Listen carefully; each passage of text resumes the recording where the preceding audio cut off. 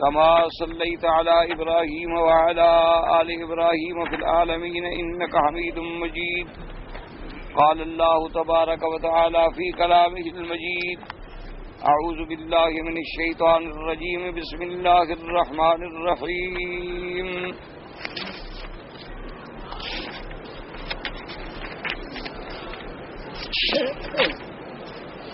ولا تتمنوا ما فضل الله به بعضكم على بعض للرجال نصيب مما اكتسبوا وللنساء نصيب مما اكتسبن واسألوا الله من فضله إن الله كان بكل شيء عليما.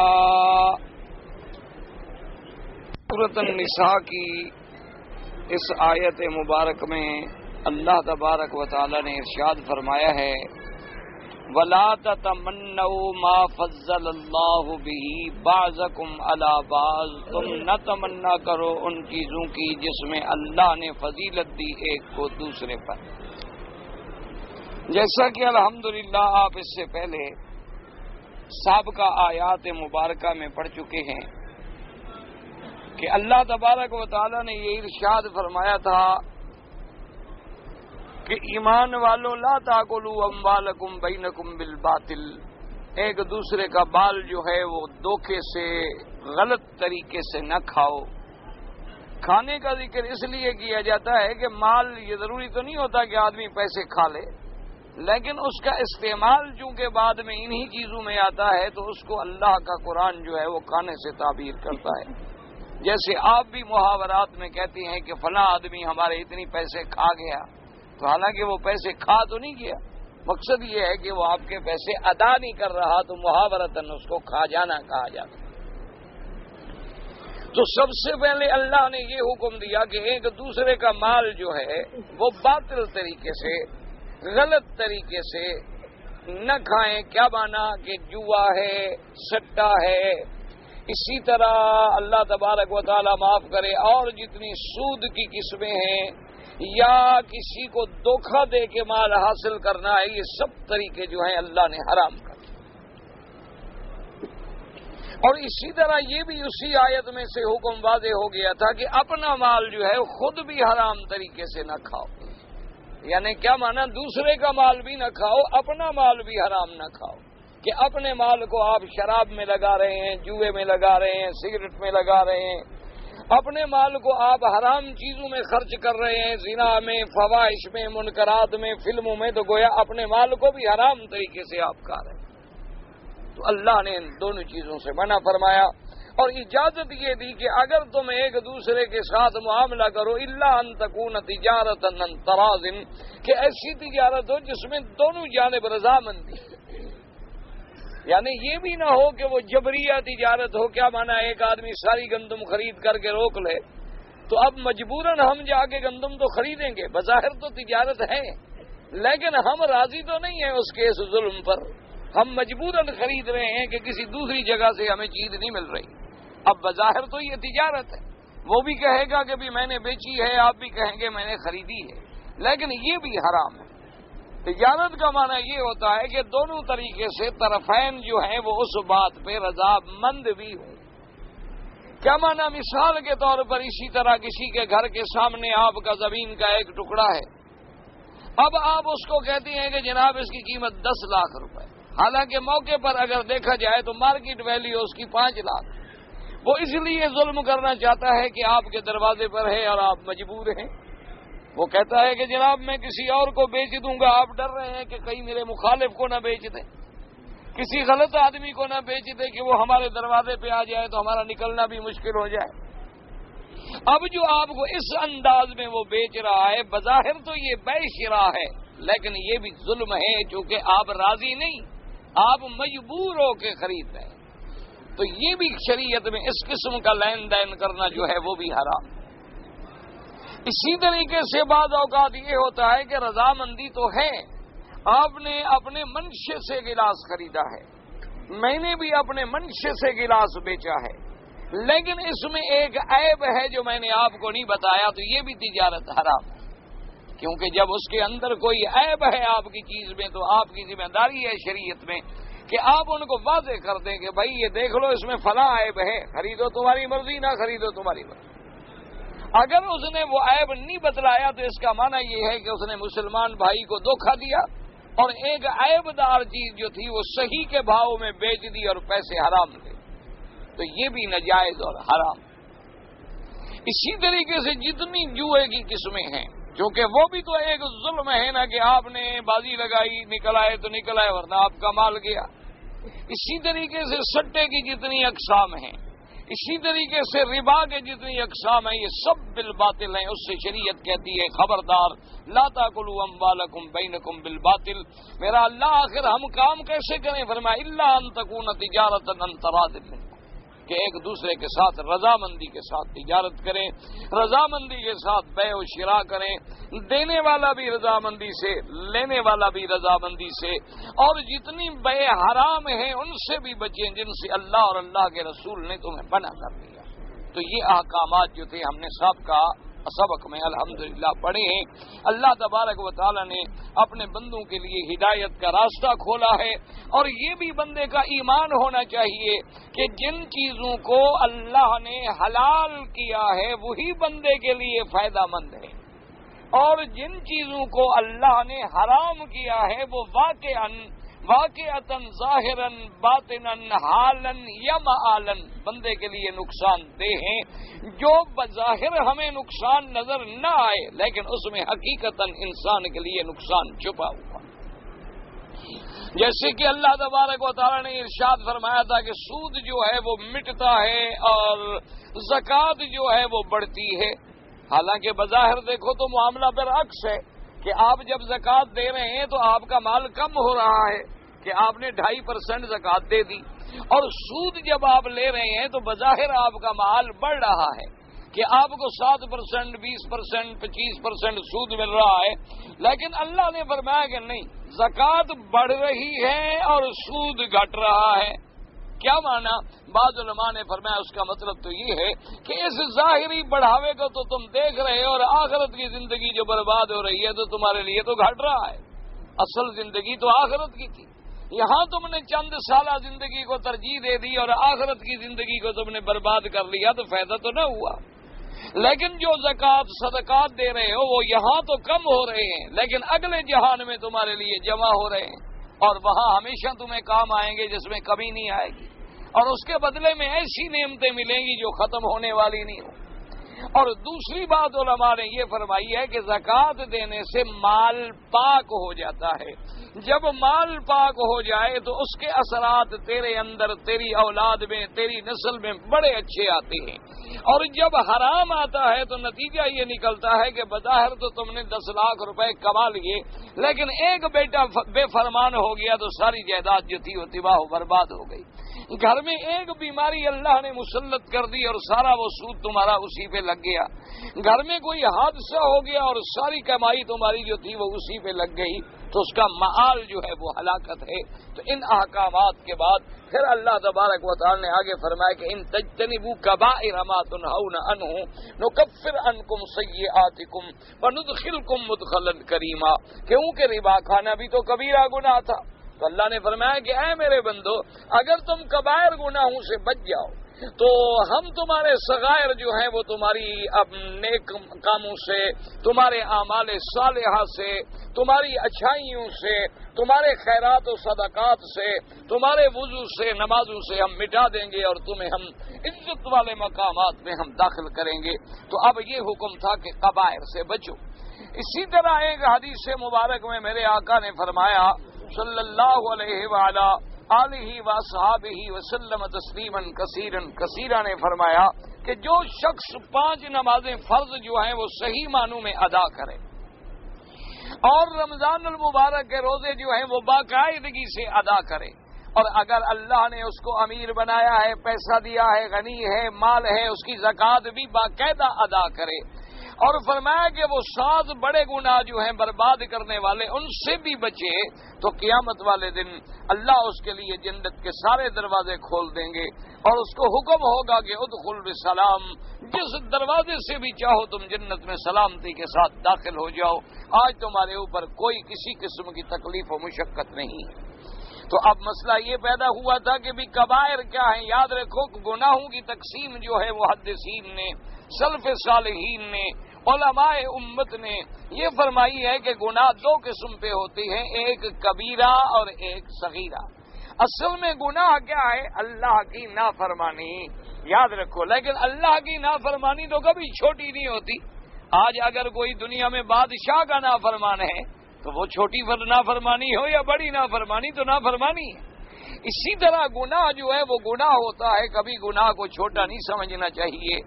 کبھی آدمی اس خیال میں نہ رہے کہ چلو بھئی یہ تو چھوٹا گناہ ہے، کیونکہ بعض اوقات علماء نے لکھا ہے کہ اگر کوئی آدمی ایک گناہ کے بارے میں یہ عقیدہ رکھے کہ چھوڑو جی چھوٹا گناہ معمولی بات ہے جی، تو اس قسم کا عقیدہ رکھنا بھی اس کو کبیرہ بنا دیتا ہے۔ اور اسی طرح کسی صغیرہ گناہ پہ اصرار کرنا جو ہے، یعنی بظاہر آپ سمجھتے ہیں کہ سگریٹ جو ہے جی صغائر میں ہے، لیکن بار بار پینے سے وہ کبائر میں شمار ہو جاتی ہے، وہ بھی کبیرہ گناہ بن جاتا ہے۔ لیکن کبیرہ کی تعریف جو کی ہے صحابہ نے رضوان اللہ علیہم اجمعین نے، سلف صالحین نے، کہ کبیرہ ہر اس گناہ کو کہتے ہیں جس پر اللہ نے قرآن میں کوئی حد بیان کی ہے، یعنی جس کا جیسے چوری کی حد ہے، زنا کی حد ہے، شرب خمر کی حد ہے، تو یہ ساری جو ہیں یہ کبائر ہیں، یعنی یہ بڑے گناہوں میں ہیں۔ اور جس گناہ پہ حد کا ذکر نہیں، گناہ تو وہ بھی ہے لیکن وہ صغائر میں شمار ہوتا ہے۔ لیکن علماء نے فرمایا کہ جیسے ایک حدیث مبارک میں آتا ہے، حضور پاک نے سرکار نے صلی اللہ علیہ وسلم نے فرمایا کہ عائشہ ایاک محقرات الذنوب، آپ نے فرمایا عائشہ خبردار، خیال رکھنا، گناہوں کو چھوٹا نہ سمجھنا، یہی چھوٹے ہی تو بڑے ہوتے ہیں۔ اور اسی طرح علماء نے کہا کہ یاد رکھو جب کسی بڑی لکڑی کو آگ لگانی ہو تو ساتھ چھوٹی چھوٹی لکڑیاں رکھی جاتی ہیں، اور انہی چھوٹی لکڑیوں کو آگ لگتی ہے تو پھر بڑی لکڑی کو آگ پکڑتی ہے۔ تو بندے کو ہلاک و برباد کرنے کے لیے یہ چھوٹے گناہ بھی کوئی معمولی نہیں ہوتے، لیکن ایک علمی طور پہ تقسیم جو ہے وہ کبائر اور صغائر میں ہے۔ اب کبائر گناہ کتنے ہیں؟ مختلف حدیثوں میں میرے آقا نے سرکار مدینہ صلی اللہ علیہ وسلم نے، کسی حدیث مبارک میں آیا کہ 7 ہیں، کسی حدیث مبارک میں آیا کہ 9 ہیں، کسی حدیث مبارک میں اس سے بھی زیادہ آئے، تو علماء نے 70 کبائر بھی لکھے ہیں، اور بعض علماء نے اپنی کتابوں میں 600 سے بھی زیادہ کبائر شمار کیے ہیں۔ تو حضور صلی اللہ علیہ وسلم نے فرمایا کہ خبردار ان 7 کبائر سے، اور ان کو بعض حدیثوں میں لفظ آتے ہیں اعظم الکبائر، بعض میں آتے ہیں اکبر الکبائر، بعض میں لفظ آتے ہیں اجتنب السبع الموبقات، کہ یہ 7 گناہ جو ہیں ہلاک کر دینے والے ہیں بندے کو، ان گناہوں سے بچیں۔ ان گناہوں میں کون سے شمار کیے گئے؟ حضور پاک نے فرمایا سب سے پہلا گناہ جو بندے کو برباد کرتا ہے الاشراک باللہ، اللہ کے ساتھ شرک کرنا جو ہے یہ انسان کی بربادی ہے، کیونکہ شرک ایک ایسی بیماری ہے کہ اگر خدا نہ کرے کوئی بندہ شرک کی حالت میں مر جائے تو اس کی بخشش کی امید ہی نہیں ہوتی، اس کو کبھی نہیں بخشا جائے گا، کیونکہ اللہ کے قرآن کا یہ فیصلہ ہے کہ ان اللہ لا یغفر ان یشرک بہ ویغفر ما دون ذلک لمن یشاء، اللہ تبارک و تعالیٰ نہیں بخشیں گے جس نے اس کی ذات کے ساتھ شرک کیا ہے، البتہ چاہیں گے تو شرک سے جو چھوٹے گناہ ہیں ان کو چاہیں تو بخش دیں اور چاہیں تو سزا دیں۔ تو اس لیے یاد رکھیں اللہ کی ذات میں بھی شریک کرنے سے شرک ہے، اللہ کے صفات میں بھی شریک کرنے سے شرک ہے، اور ساری عبادت جو ہے وہ اللہ کے لیے ہے، اگر عبادت کسی غیر کے لیے کر رہا ہے تو یہ بھی شرک ہے۔ اسی لیے ہمیشہ سمجھ لیا کریں یہ معمولی بات نہیں ہوتی، جیسے سجدہ جو ہے یہ عبادت ہے، رکوع جو ہے یہ عبادت ہے، دعا جو ہے یہ عبادت ہے، نظر نیاز منت جو ہے یہ عبادت ہے، خیرات و صدقات جو ہیں یہ عبادت ہے، تو جب یہ کسی غیر کے نام پہ کیا جائے تو اسی کا نام شرک ہوتا ہے۔ اللہ تبارک و تعالیٰ سے دعا کریں کہ اللہ ہر مسلمان کو شرک سے بچائے. اور اسی طرح ایک شرک یہ بھی ہے کہ جو صفتیں میرے اللہ کے لیے خاص ہیں وہ اگر کسی غیر میں سمجھے تو یہ بھی شرک ہے. کیا مانا؟ ساری کائنات کا رازق کون ہے؟ اللہ ہے. لیکن وہ یہ عقیدہ رکھے کہ جی آج کل کیا حال ہے، جی مجھے تو میرے مرشد کی مہربانی سے بہت کچھ مل رہا ہے. تو مانا اللہ کی مہربانی سے نہیں، مرشد کی مہربانی سے مل رہا ہے، تو اسی کا نام شرک ہے. کیونکہ یہ صفت رزاقیت جو ہے میرے اللہ کی صفت. اسی طرح علم غیب جو ہے وہ میرے اللہ کی صفت ہے کہ ہر چھپی ہوئی چیز کے جاننے والا، چاہے وہ ماضی میں ہے، حال میں ہے، مستقبل میں ہے، یہ میرے اللہ کی صفت ہے. اگر کوئی یہ عقیدہ رکھے کہ انبیاء عالم الغیب ہیں، اگر کوئی یہ عقیدہ رکھے کہ اولیاء اللہ بھی عالم الغیب ہیں، فرق صرف اتنی ہے کہ اللہ کے پاس زیادہ ہے، ان کے پاس تھوڑا ہے. اللہ کے پاس کلی ہے اور ان کے پاس جزئی ہے. یا اللہ کا علم تو ذاتی ہے اور ان کا عطائی ہے، تو یہ بھی شرک ہے. کیونکہ عالم الغیب اللہ کے سوا کسی کی ذات نہیں. اس لیے اللہ نے قرآن میں نص قطعی میں فرما دیا قل لا يعلم من فی السماوات والارض الغیب الا اللہ. فرمایا میرے مدنی پاک اعلان کر دیں کہ خبردار کوئی آسمانوں میں، یعنی ملائکہ فرشتے جو آسمانوں میں رہتے ہیں، اور نہ ہی کوئی زمینوں میں، تاکہ انبیاء اور اولیاء زمینوں میں رہتے ہیں. فرمایا ان میں کوئی غیب نہیں جانتا مگر اللہ. اللہ کے سوا کوئی غیب دان نہیں. اللہ نے انبیاء کو جو غیب دیا تو اللہ نے خود خبر دی. جب اللہ وحی سے خبر دے دیں تو وہ جس کو خبر دی جائے وہ غیب دان نہیں ہوتا. غیب دان وہ ہے کہ جو بغیر خبر کے جانتا ہو. یعنی اب اللہ کو تو کوئی خبر نہیں دیتا، لیکن وہ ہمارے دلوں کے راز بھی جانتا ہے. لیکن اگر اللہ تبارک و تعالیٰ کوئی غیب کسی اپنے پیغمبر پہ بطور معجزہ کھول دے، کسی اپنے ولی پہ بطور کرامت کھول دے اور وہ بات بتا دے تو وہ غیب نہیں ہوتا. اصل تو غیب کا مالک خدا ہوا، اور اللہ نے جتنی چاہا کسی کو کھول دیا. تو جب اللہ نے ظاہر فرما دیا، اللہ نے کھول دیا، تو اس سے کوئی آدمی یہ دعویٰ نہیں کر سکتا کہ میں عالم الغیب ہوں. اگر یہ عقیدہ رکھے تو یہ بھی شرک ہے، اور شرک پہ مرنے والے کی بخشش نہیں ہوتی. اسی لیے اللہ تبارک و تعالیٰ. اب اسی طرح دیکھیں کہ بھئی یہ خیرات ہم جو کرتے ہیں، کیا مانا کہ جی یہ خیرات ہے اللہ کے نام پر. کیا مانا؟ ثواب کون دے گا؟ اللہ دے گا. اب اگر ہم نے کہا کہ جی خیرات جو ہے یہ ہے ہمارے پیر کے نام پر، یہ تو 11ویں شریف ہے، اور یہ جو ہے جناب یہ تو فلاں بزرگ کی برسی کے مطابق عرس شریف کا کھانا ہے، تو اب نسبت کرنی تھی اللہ کی طرف اور ہم نے کر دی غیر اللہ کی طرف. تو یہی شرک ہے جس کو ہم معمولی بات سمجھتے ہیں، یہ شرک تک پہنچ جاتی ہے کہ کوئی خیر. اب اگر ایک آدمی کہتا ہے کہ جناب نہیں، بلکہ ہم جو 11ویں شریف کرتے ہیں ثواب تو اللہ دیتا ہے، خیرات تو اللہ کے نام پر ہے، لیکن ہم صرف پیرانے پیر کو ثواب دے رہے ہیں، تو اس پر علماء اور محدثین کہتے ہیں تو پھر ثواب کے لیے 11 کی تاریخ اللہ نے مقرر کی ہے، 12 کو یا 10 کو اللہ ثواب نہیں دیتے. اللہ نے آپ کو حکم دیا ہے کہ خبردار پیرانے پیر کو 11ویں کا ثواب تو دوں گا، 12ویں کا نہیں دوں گا، اور 10ویں کا بھی نہیں دوں گا، 13ویں کا بھی نہیں دوں گا. تو یہ جب تم تاریخ مقرر کر رہے ہو تو معنی یہ ہے کہ اسی دن پیر صاحب نے ہمارا بیڑا نکالا تھا، تو لہذا اس کے نام پہ ہو رہی ہے، یہ میرے نام پہ نہیں ہو رہی. اسی کا نام شرک ہے. اللہ تبارک و تعالی ہر مسلمان کو بچائیں، اللہ ہر مسلمان کی ہدایت کا فیصلہ فرمائیں. اچھا یاد رکھیں تو سب سے پہلا گناہ جو برباد کرنے والا ہے وہ کیا ہے؟ وہ ہے شرک.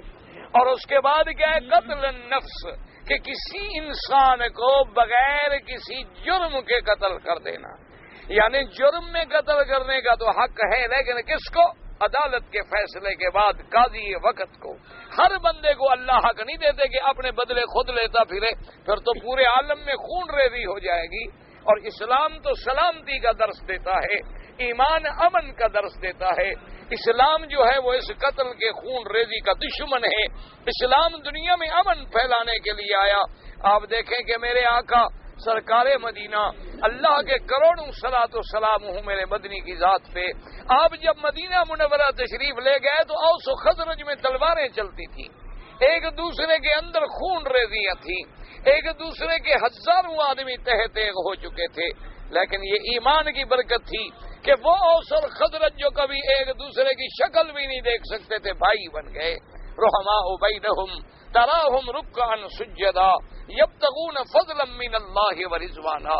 وہ بڑے بڑے ڈاکو اور لٹیرے جو لوگوں کی لڑکیوں کو اٹھا لیتے تھے وہ لڑکیوں کے محافظ بن گئے, اور وہ بڑے بڑے ظالم جو اپنی بچیوں کو بھی زندہ درگور کر دیتے تھے اور بھی اپنی بچیوں کے دوسروں کی بچیوں کی حفاظت کرنے والے بن گئے. تو اسلام سلامتی کا درس دیتا ہے, ایمان امن کا درس دیتا ہے. اسلام اس کھلی ہوئی قتل اور خون ریزی اور فساد فی الارض کی کبھی اجازت نہیں دیتا. آپ سارے قرآن میں پڑھیں, آپ کو کئی مقام پہ ملے گا واللہ لا یحب المفسدین. اللہ کسی فساد کرنے والے کو پسند نہیں فرماتے ہیں. تو کسی مسلمان کا قتل کرنا جو ہے یہ بھی کبیرہ گناہ ہے, انسان کو برباد کرنے والا. اور اسی طرح حضور صلی اللہ علیہ وسلم نے فرمایا کہ یہ بھی کبائر گناہ میں سے ہے سود کا کھانا. اکل الربا, ربا یعنی سود کی جتنی قسمیں ہیں, چاہے وہ بینکوں کا سود ہے, چاہے وہ ساہوکاروں کا سود ہے, چاہے وہ ہندو والا سود ہے, چاہے وہ سود کی جیسے قسمیں ہوں یا جیسے نام ہوں, فرمایا اس کا کھانا, اس کا کھلانا, اس کا دینا, اس کا لینا جو ہے یہ بھی کبیرہ گناہ ہے اور انسانوں کو برباد کر دینے والا. اور اسی طرح حضور نے فرمایا وَأَكْلَ مَالَ الْيَتِيمِ, کسی یتیم کا مال کھانا جو ہے یہ بھی کبائر گناہوں میں سے ہے, کیونکہ یتیم تو وہ ہوتا ہے جس کا باپ ہی نہیں ہے, جب اس کا وارث کوئی نہیں اور تم اس کے مال کو ظلماً کھا رہے ہو, اور وہ بیچارہ بول بھی نہیں سکتا, وہ بات بھی نہیں کر سکتا, تو یہ بھی کبائر گناہوں میں سے ہے جو انسان کو برباد کر دیتا ہے اور انسان کو ہلاک کر دیتا ہے. اسی لیے اللہ نے فرمایا کہ جو لوگ یتیموں کا مال کھاتے ہیں گویا وہ آگ کے انگارے کھا رہے ہیں, کیونکہ ان کا مآل جو ہے وہ جہنم ہے اور جہنم میں انہیں انگارے ملیں گے. اور اسی طرح فرمایا وہ سحر, جادو کرنا, کسی بندے پہ جادو کرنا, جادو سیکھنا, جادو کرانا, یہ بھی کبائر گناہوں میں سے ہے. یعنی جو اللہ تبارک و تعالی معاف فرمائے ایسے گناہوں میں ہے جو بندے کو برباد و ہلاک کر دیتا ہے. کیونکہ جادوگروں کا کام ہے یفرقون بین المرء وزوجہ, میاں بیوی کے درمیان میں جھگڑے کرائیں گے. جادوگروں کا کام ہے کہ غیر لڑکیوں کو عشق میں مبتلا کرنے کے جادو کریں گے. جادوگروں کا کام ہے کہ کسی انسان کو مرد کو نامرد بنا دیں گے. جادوگروں کا کام ہے نعوذ باللہ وہ انسان کی خواہشات کو حرام پہ لگا دیں گے. اور جادو جو ہے یہ شیطانی علم ہے, اس کا پڑھنا بھی حرام, سیکھنا بھی حرام, کرنا بھی حرام, اور اس پہ اعتقاد رکھنا جو ہے وہ کفر کے درجے تک پہنچا دیتا ہے. اور یہ بھی ایسا گناہ ہے کہ اللہ تبارک و تعالی بچائے کہ انسان کو ہلاک و برباد کر دیتا ہے. اسی لیے آپ دیکھ لیں دنیا میں جتنے جادو کرنے والے لوگ ہیں کبھی ان کے چہرے پہ آپ نور نہیں دیکھیں گے, کبھی ان کے چہرے پہ آپ کو عزت و عزت نظر نہیں آئے گی, اور وہ خود بھی برباد و تباہ ہوں گے. کیونکہ جب آدمی کسی غیر کے گھر کو برباد کرے تو اس کو بھی تو اللہ برباد کرتے ہیں نا. آخر اللہ کی لاٹھی بھی تو بے آواز ہے, اللہ تبارک و تعالیٰ بھی تو عزیز انتقام ہیں. جب آپ اللہ کے بندوں کو تکلیف پہنچائیں گے تو اس کا بدلہ خدا لیتے ہیں. باقی یہ یاد رکھیں کہ جادو کا علم دنیا میں ہے, پہلے بھی تھا, اب بھی ہے, اور حضور صلی اللہ علیہ وسلم سرکار مدینہ پر بھی جادو نے اثر کر لیا. آپ نے اسی طرح علماء کہتے ہیں کہ جادو اور بچھو جو ہے نا اس میں حیا نہیں ہوتی. کیا مانا, بچھو بھی کبھی یہ نہیں دیکھتا کہ عالم ہے, اللہ کا ولی ہے, نبی ہے, میں ڈنگ نہ ماروں, وہ بھی ڈنگ مار دیتا ہے. اسی طرح سحر بھی کبھی یہ نہیں دیکھتا کہ آگے عالم ہے, اللہ کا ولی ہے, بزرگ ہے, پاک باز ہے, میں اس پہ اثر نہ کروں, وہ اثر کرتا ہے. اور یاد رکھیں جتنی علوم سفلیہ ہیں یعنی جتنی علوم شیطانیہ ہیں یہ اللہ کی طرف سے امتحان ہے کہ شیطانی قوتیں جو ہیں وہ جلدی اثر کرتی ہیں بنسبت رحمانی قوتوں کے. یعنی ایک آدمی کو بے نماز بنانا ہو تو 1 منٹ کا کھیل ہے, صرف آپ نے یہی کہنا ٹھہرو یار بیٹھے ہیں باتیں کرتے ہیں بعد میں پڑھ لیں گے, بیٹھ جائے گا. لیکن کسی کو نمازی بنانا ہو تو بڑی محنت کرنی پڑتی ہے, اس کے لیے جناب آپ کئی دن لگے رہیں، متواتر تقریر کریں محبت سے، پیار سے. کبھی کہے گا میرے کپڑے پلید ہیں، کبھی کہے گا جناب اچھا کل انشاءاللہ چلیں گے، سینکڑوں بہانے بنائے گا. تو یہ قاعدہ ہوتا ہے کہ جتنے علوم شیطانیہ ہیں وہ ذرا اثر جلدی کرتے ہیں اور اس لیے آدمی ان سے جلدی مرعوب ہو جاتا ہے. لیکن جیسے وہ اثر جلدی کرتی ہیں اسی طرح ہلاکت و بربادی کا بھی وہ ذریعہ ہے. قاعدہ یہ ہوتا ہے، آپ دیکھیں گے جیسے آپ کے پاس اگر ایک مٹکے میں 1 من دودھ ہو اور نعوذ باللہ آپ ایک چھٹانگ کوئی حرام چیز ڈال دیں تو سارا دودھ فوراً حرام ہو جائے گا، اس لیے کہ حرام جلدی اثر کرتا ہے.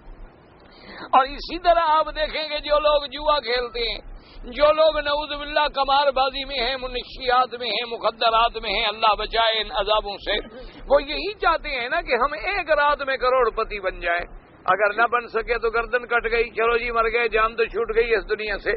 یہ نہیں سمجھتے کہ کیا تیری جان چھوٹ گئی، اس طرح کی موت سے تم نے اپنے پورے ملک کو ڈبو دیا، تو نے اپنے پورے بھائیوں کی عزت کو خاک میں ملا دیا کہ تمہارے ایک بندے کی زیادتی سے پوری دنیا میں آدمی رسوا ہو گئے، ذلیل ہو گئے، اور جہاں جہاں جس کو تکلیف ہوگی اس کی لعنتیں قیامت تک تجھ پہ برسیں گی کہ بھئی ایک اگر ایسے لوگ ہمارے جیسے محاورہ ہے نا کہ ایک مچھلی پورے جل کو گندا کر دیتی ہے، جب ایک ملک کا 1 آدمی 2 آدمی 4 آدمی ایسی حرکت کریں گے تو پورا ملک جو ہے وہ بے عزت ہو جائے گا اور پھر کسی شریف کا کوئی بھروسہ باقی نہیں رہے گا. تو اس لیے یہ بھی ہلاک کر دینے والے گناہوں میں سے ہے. اور اسی طرح حضور پاک نے فرمایا بحقوق الوالدین، جو آدمی اپنے والدین کا نافرمان ہے یہ بھی کبیرہ گناہ ہے، کیونکہ جو والدین کے نافرمان ہیں ان کے لیے بھی اللہ رحمت کرے پھر رحمت کے دروازے بند ہو جاتے ہیں. انسان دین میں، دنیا میں، آخرت میں ترقی اور کامیابی نہیں حاصل کر سکتا جب تک کہ والدین راضی نہ ہوں. اگر آدمی والدین کا نافرمان ہے تو سمجھ لو کہ وہ اللہ کے عذاب میں مبتلا ہے. اللہ تبارک و تعالی معاف فرمائے. اور یہ بھی یاد رکھیں کہ جس نے اگر اپنے والدین پہ ظلم کیا ہے، اپنے والدین کو بے چین کیا ہے، تو اس کی اولاد بھی اسی طرح آ کے بدلے لیتی ہے. اللہ تبارک و تعالی معاف فرما دے. اور آج حقوق الوالدین اتنی عام ہو چکا ہے کہ ہر آدمی اپنی بیوی کا فرما بردار ہے، اپنے دوستوں کا فرما بردار ہے، اپنے ساتھیوں کا فرما بردار ہے، لیکن والدین کا نافرمان ہے.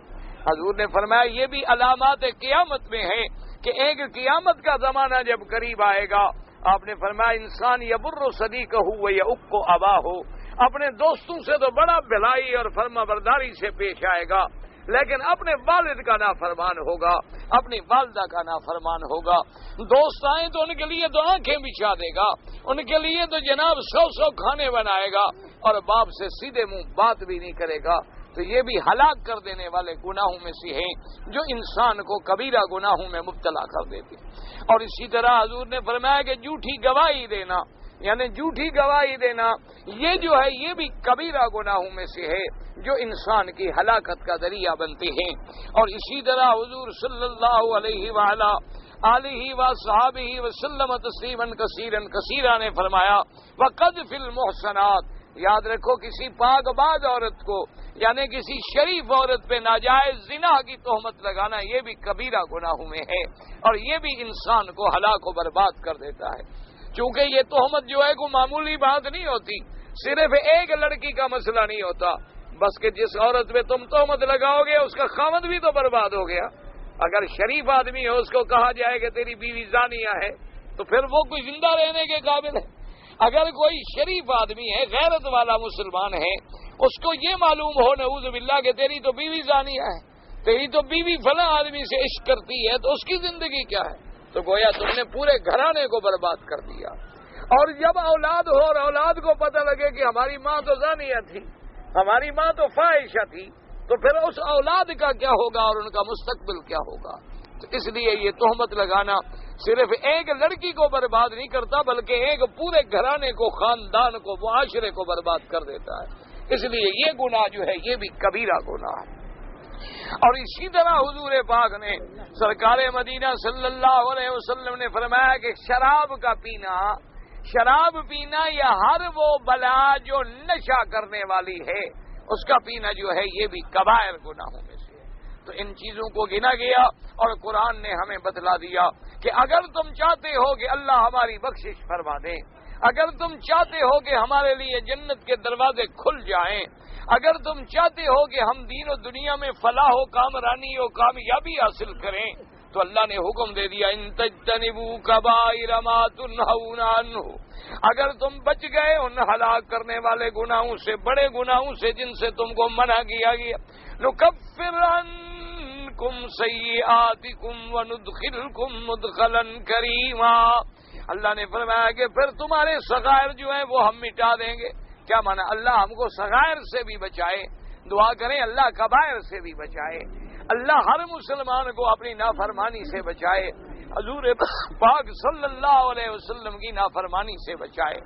اور اسی طرح یاد رکھیں جو صغائر ہیں ان کے لیے حدیث مبارک میں آتا ہے کہ جب آدمی وضو کرتا ہے تو ہاتھ کے گناہ اللہ گرا دیتے ہیں، جب آدمی کلی کرتا ہے تو منہ کے گناہ گر جاتے ہیں، جب آدمی وضو کرتا ہے چہرہ ہاتھ دھوتا ہے تو گویا گناہوں سے نکل آتا ہے، اور پھر جب اللہ کے گھر کی طرف مسجد کی طرف چلتا ہے تو ہر قدم جو مسجد کی طرف اٹھ رہا ہے وہ اس کے درجات کو بلند کرتا ہے اور گناہوں کو مٹاتا ہے، اور پھر آ کر مسجد میں وہ اللہ کی عبادت کرتا ہے، وہ نماز پڑھتا ہے۔